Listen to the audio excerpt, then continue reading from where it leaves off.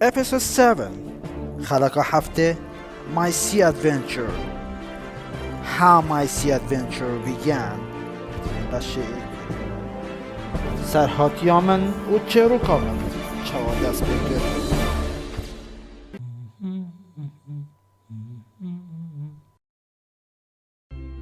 The mutineers didn't return that day.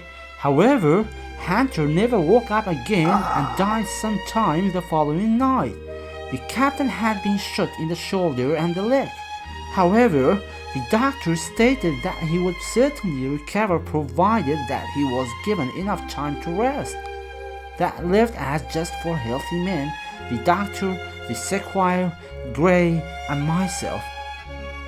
After eating lunch, the doctor picked up two pistols, a musket, a sword, and a treasure map and walked quickly into the woods to the north.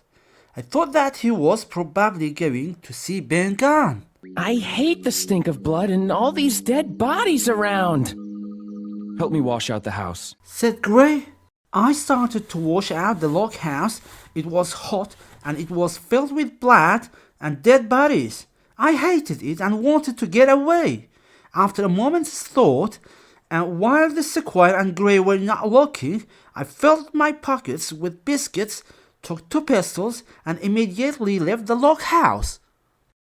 This was the second reckless thing I had done, and this time I had left only two men to protect the stockade.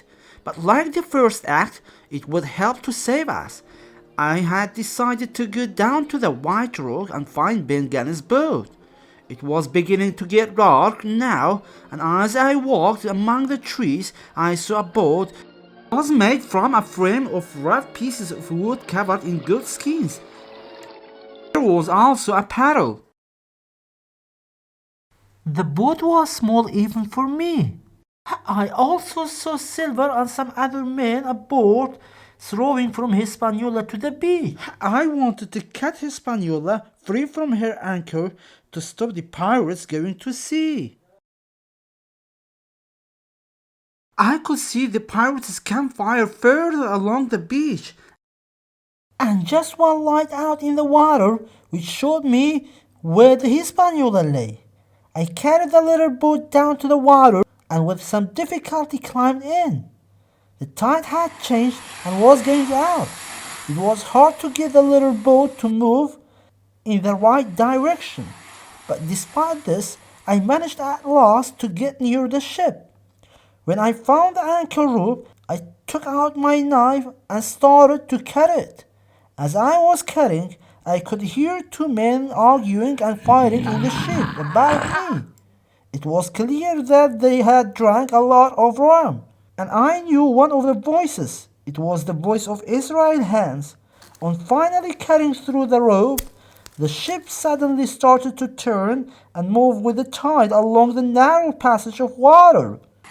It moved quickly, and my boat moved along with it.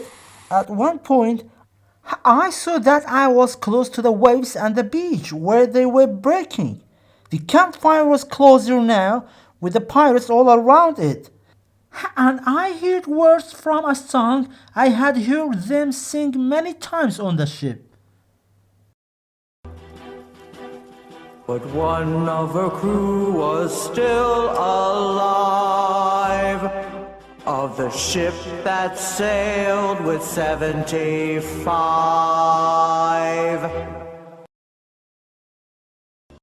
Then I lay down in the bottom of that very small letter boat, and I believed that I was going to be thrown out into the sea to die. I sat on the waves for hours, expecting to die. Also, I was exhausted.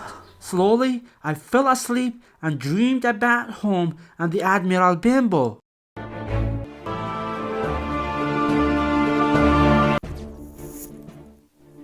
Episode 7 خلق هفته بخش 2 Alone at Sea از بطن دریای دا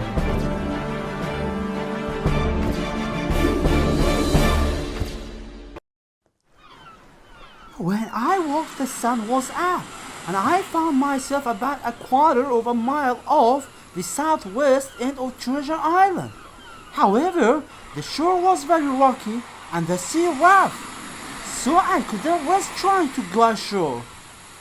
I tried to paddle, but the boat was difficult to steer and water started to come in. I felt horribly frightened. How could I hope to reach land? Some time later, as I moved around the coast, I suddenly saw the Hispaniola in front of me, less than half a mile away. Her sails were moving freely in the wind, and it was clear to me that no one was sailing her. I thought that the two men must be asleep from the rum. If only I could get on board, I might be able to return her to her captain. I knew what I needed to do. I sat up and started paddling again. Despite water coming into the boat, I went on paddling until at last I was close to the ship. I could see that one of the booms was hanging out over the side of the ship, and when a large wave came, I pushed myself up and reached for it.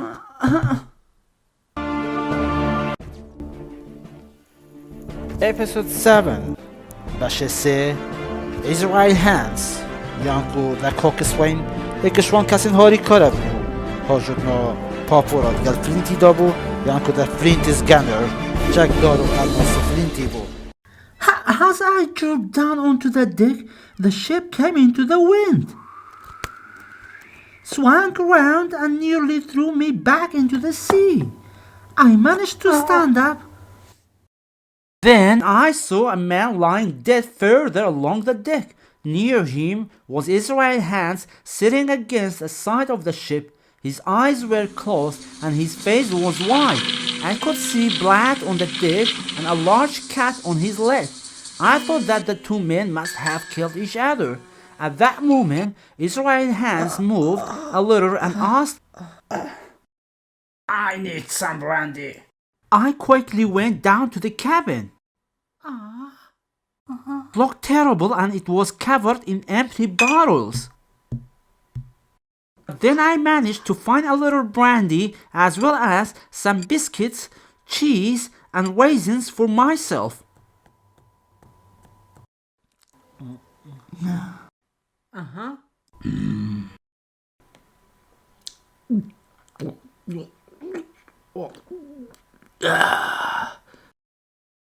That is better now. After drinking, now Israel was stronger and asked me where I had come from. I have come to take the ship. And please think of me as your captain. He looked at me but said nothing. I don't like your flag, Mr. Hans. I threw the pirate's black flag into the sea. I didn't trust Israel Hands, but I knew that I could trust him on one point. We both wanted to beach the ship somewhere safe, where she could easily be returned to the sea. Hans offered to tell me how to do it. So, with Hans giving me step-by-step instructions, we brought the ship slowly into the North Inlet. I turned the ship quickly and she started to move towards the shore. And then... Now, boy. While waiting for the ship to beach, I turned to face Hans. When our eyes met, we both cried out. Ah! My cry was of fear because he was now standing and had a knife in his hand, but his cry was a cry of attack. He came towards me. But I ran to the side, pulling one of my pistols out from my belt as I moved. At that moment, the ship ran onto the shore and with a huge and sudden movement fell over to one side. We both fell down onto the deck.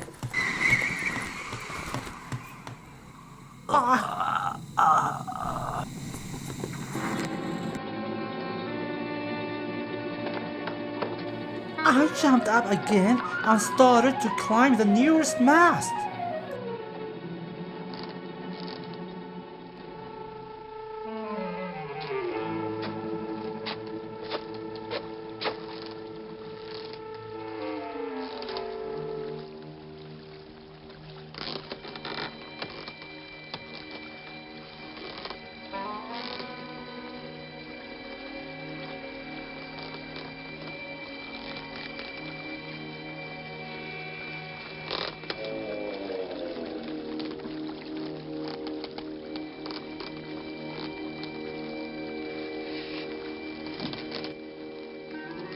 On getting high up the mast, I stopped to load my two pistols, and Hans began to come up the mast after me, and then he stopped climbing and threw his knife at me.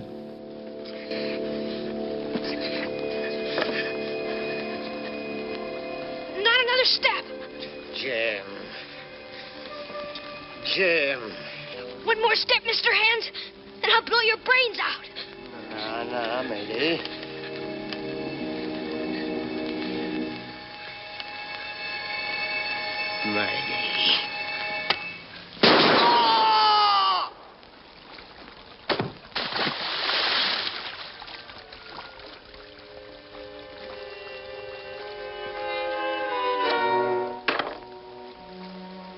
Despite the fact that it hit me in the shoulder, I fired both my pistols and Hans cried out and fell into the water below. Episode 7 خلق هفته بخش 4 Pieces of 8 پاره زر طبقای سیلوری اف قصه زور جار دوبارت کرد چون که دید بود دم دریا وانال بنه دریای زر و پاره دینا ندر. After a few moments of fear, I saw that the knife hadn't hurt me much and I climbed slowly down.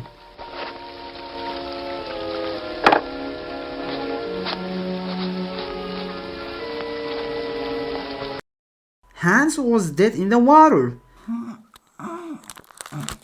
I got rid of the other body by lifting it over the side of the ship to join Hans.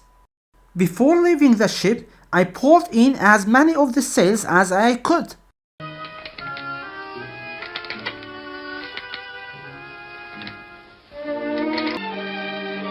Then I dropped down into the water and walked to the beach.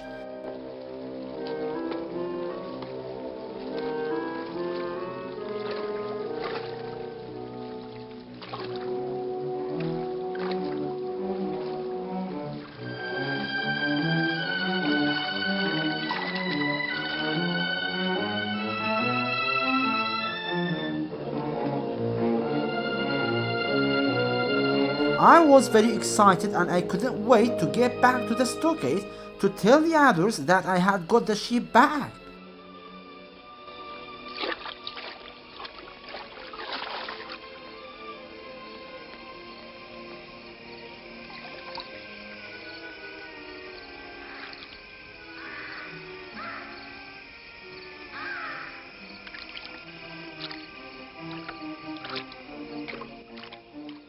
It was late at night by the time I found my way to the stockade.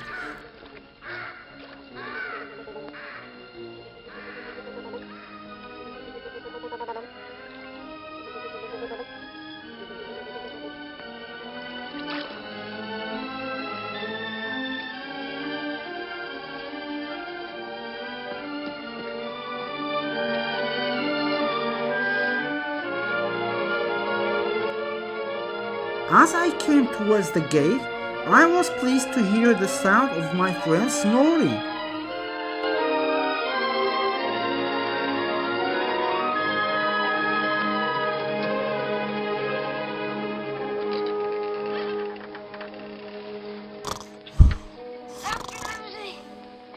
When I walked in, a strange voice suddenly cried out, Pieces of meat!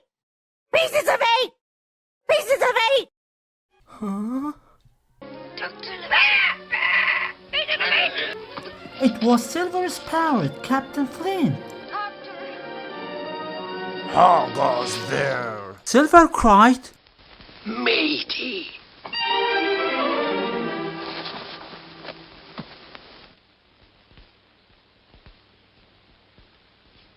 There was no time to think. The men woke up immediately. I tried to run away, but it was impossible, and they soon caught me. Silver ordered someone to go and get a torch. Go and bring a torch.